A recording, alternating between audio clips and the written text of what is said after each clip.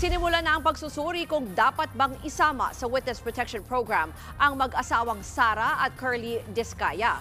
Nanindigan din ng DOJ sa kondisyong ibalik muna nila ang umano'y kinulimbat nilang pera mula sa flood control projects.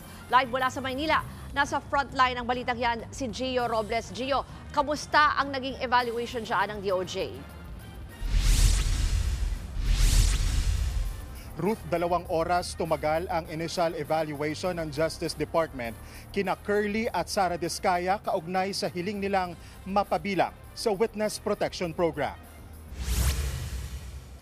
Pasado 12:30 na magkahiwalay na umalis sa tanggapan ni DOJ Secretary Boying Rimulya ang mga Discaya. Hindi sila tumugon sa mga tanong ng media habang bantay sarado ng mga otoridad. Nakasuot pa ng bulletproof vest si Curly, kasama na mag-asawa ang kanilang abogadong si Cornelio Samaniego. Agad sinakay ng Senate Sergeant of Arms si Curly pabalik ng Senado. Matatandaang pinakontempt si Curly ng Senate Blue Ribbon Committee sa pagdinig nitong Huwebes. Hindi kasi dumalo si Sara sa pagdinig ng Senado kahapon dahil sa umano'y medical condition ayon sa kanyang asawa. Pero sa sulat na pinadala niya sa Senado, may meeting daw si Sara.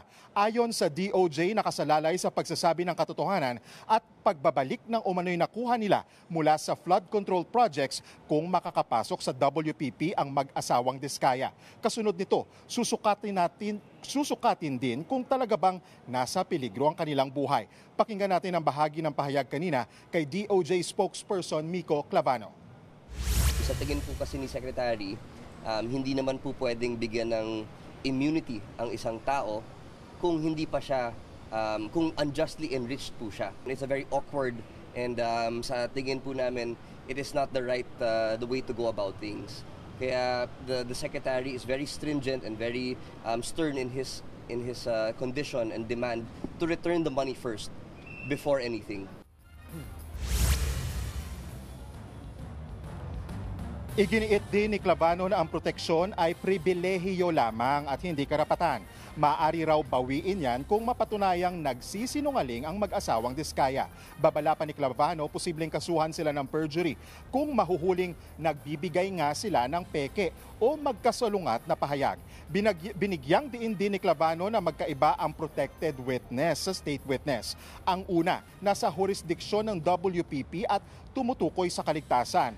Ang pangalawa, lumalabas lamang kapag may kasong isinampa na sa korte at doon lamang dumadating ang immunity. Ruth, sa mga oras na ito ay binabantayan natin si DOJ Secretary Jesus Boying Rimulya at nakatakda siya magpaunlak ng panayam sa media at doon nga ay makakakuha tayo ng dagdag na detalye kaugnay nga sa initial evaluation ng DOJ sa mag-asawang Discaya. Ruth. Yan po ang Express Report ni Gio Robles. Mga kapatid, Ruth Cabalco, para sa mabilis na pasada ng mga balitang dapat niyong malaman, mag-follow at mag-subscribe sa social media pages ng News 5.